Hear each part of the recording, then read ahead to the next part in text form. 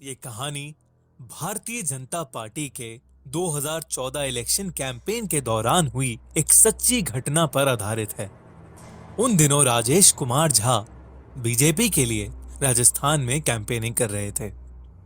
नरेंद्र मोदी 2 दिन में वहां एक गांव के लोगों से मिलने आने वाले थे और उनके आने से पहले राजेश की जिम्मेदारी थी कि वो उस गांव और वहां के रह रहे लोगों का मुआयना करें। मुआयने के वक्त अधिकारियों को अक्सर सिक्योरिटी भी दी जाती थी, लेकिन राजेश बहुत ही फ्रेंडली थे और ऐसे किसी भी दौरे के वक्त यूं ही लोगों से उनकी मन की बातें और रोजमर्रा की दिक्कतों के बारे में जानकर उनकी मदद करना पसंद करते थे। उस दिन भी वो अपने ड्राइवर के साथ बिना किसी सिक्योरिटी के उस गांव के लिए निकल पड़े। रास्ते में उन्हें सिक्योरिटी टीम से फोन आया कि उनकी जान को खतरा है और उनके ड्राइवर को इंस्ट्रक्शंस दिए गए कि वो राजेश को दूसरे रास्ते से गांव लेकर जाएं। ड्राइवर ने उनका कहा मानकर दूसरा रास्ता तो ले लिया, पर कुछ दूर पहुंचते ही वो लोग रास्ता भटक गए।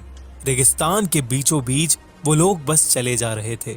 दूर दूर तक उन्हें ना कोई पक्का रोड और ना ही कोई इंसान नजर आ रहा था। उनके फोन का नेटवर्क भी चला गया था।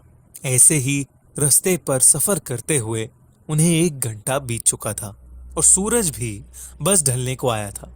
शाम की उस ढलती रोशनी में राजेश और उसका ड्राइवर भूखे प्यासे इसी उम्मीद में आगे बढ़ते जा रहे थे कि कहीं से उन्हें कुछ खाने पीने की जगह दिख जाए। जैसे जैसे वो आगे बढ़ रहे थे, हवा इतनी तेज होती जा रही थी कि ड्राइवर को गाड़ी चलाने में काफी दिक्कत होने लगी। एक जगह आकर गाड़ी की लाइट फ्लिकर करने लगी।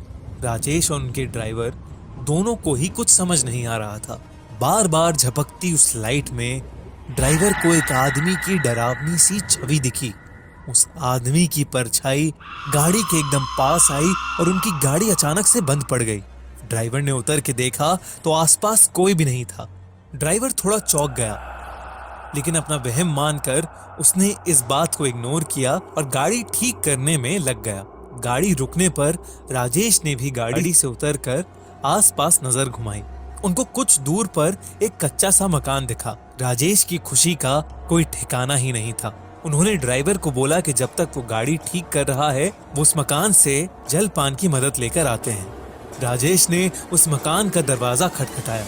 अंदर से एक आदमी ने दरवाजा खोला। जब राजेश ने अपनी तकलीफ के बारे में उसे बताया, तब उस आदमी ने उन्हें अंदर बुलाकर पानी पिलाया। उस आदमी और उसकी पत्नी ने राजेश को आराम से बिठाकर खाना भी खिलाया।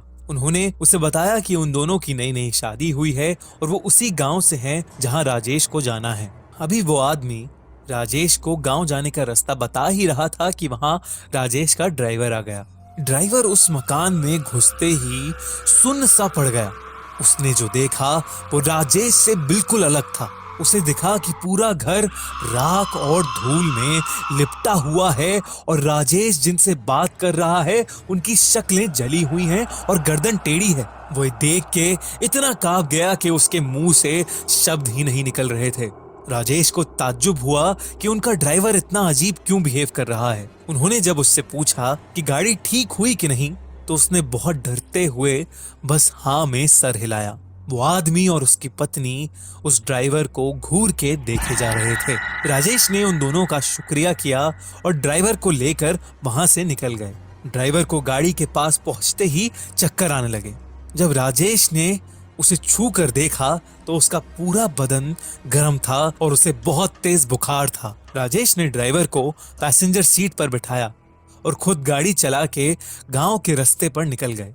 उस गांव में पहुंचते ही राजेश उसको डॉक्टर के पास ले गए। जब उन्होंने अपने साथ हुआ पूरा किस्सा गांव के मुखिया को बताया, तब उन्हें जो पता चला वो सुन के उनके पैरों तले जमीन खिसक गई। मुखिया ने बताया कि उनके गांव में से एक लड़का और लड़की ने दूसरी कास्ट में भागकर शादी करी थी और वो लोग गांव के पास एक कच्चे मकान में रह रहे थे। उनके घर वालों ने उनको गुस्से में आकर घर समेत जला दिया। तब से उनकी आत्मा उस रास्ते पर कई गांव वालों को दिख चुकी है।